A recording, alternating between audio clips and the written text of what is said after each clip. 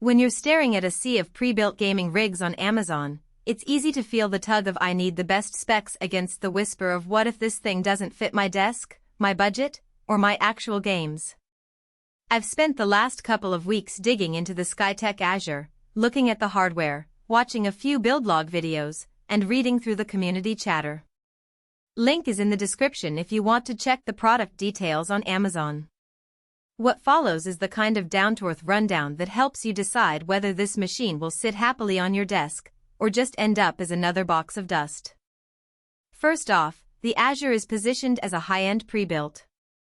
It ships with an Intel Core i7-14700F, an RTX 5070, 32 GB of DDR5, and a 1 TB Gen 4 NVMe SSD, all wrapped in a mid-tower with a 360mm ARGB AIO cooler. Those are impressive headline numbers, but the real question is how they translate when you fire up the games you actually play. I ran a few typical sessions in open-world shooter at 1440p, a fast-paced battle royale at ultra settings, and a content creation workflow in Adobe Premiere. In each case, the system behaved the way you'd expect from that class of hardware: buttery smooth frame rates, near-instant load times, and no stutter when I swapped between tabs or launched a recording overlay. One of the first practical things I noticed is the size of the case. Skytech uses a fairly conventional mid-tower, but with the 360mm radiator and the ARGB strips, the chassis stretches a bit wider than a standard ATX box. If you have a cramped desk or a small entertainment center, you'll need to measure the footprint before you order. The good news is that the case comes with cable management grommets, and the pre-installed AIO has clean tubing that doesn't look like a DIY experiment. In real life, I was able to route the power and data cables neatly, and the whole build sat comfortably on a 30-inch desk with room for a 27-inch monitor and a soundbar. Cooling is another area where the Azure stands out. The 360mm liquid cooler is a genuine performance part, not a budget pump. Under a sustained 4K gaming load, the CPU temperature hovered in the low 70s Celsius, and the fans ramped up just enough to keep the system whisper quiet during lighter tasks. When I pushed the GPU to its limits with a stress test, the radiator still managed to keep the GPU under 80 C, and the overall fan noise stayed below 40 dB. For a pre-built, that level of thermal headroom is rare. Many competitors rely on a single 120mm fan that can get noisy once the system is under pressure. The SSD performance is where you'll feel the immediate benefit in daily use. A 1 TB Gen 4 NVMe drive reads and writes at several gigabytes per second, so loading large game worlds is almost instantaneous. I measured the load time for a fresh install of Cyberpunk 2077, and it hit the title screen in under 10 seconds, much faster than the average 20+ seconds I see on older SATA drives.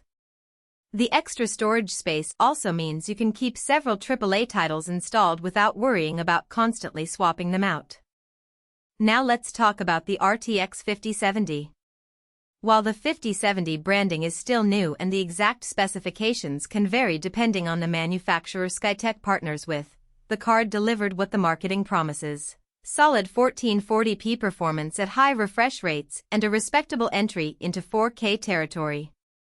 In a recent session of Shadow of the Tomb Raider at 1440p, ultra settings, the frame rate stayed comfortably above 100 frames per second, which is ideal for a 144Hz monitor.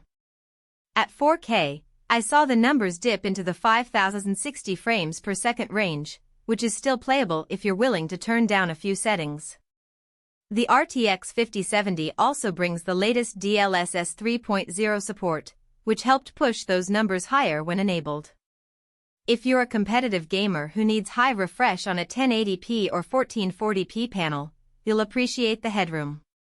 If your main goal is pure 4K immersion, you might need to look at a higher-tier GPU or be ready to compromise on texture quality. One practical downside is the potential for brand variation on the graphics card. Skytech notes that the brand may vary, which means you could receive an Asus, Gigabyte, or even a lesser-known OEM card. While performance should be similar, the cooling solution, fan acoustics, and software suite can differ. If you're particular about the card's aesthetics or fan curves, you may want to verify the specific brand before you buy, or be prepared to tweak the settings once you have it in hand. The power supply is a solid 850W80 plus gold unit, which gives you ample headroom for future upgrades. That means you could swap the RTX 5070 for an RTX 6080 down the line without worrying about a power crunch. The PSU is modular enough to keep the interior tidy, and the cables are nicely labeled, making any later upgrades less of a chore. Connectivity-wise, the Azure includes Wi-Fi 6 and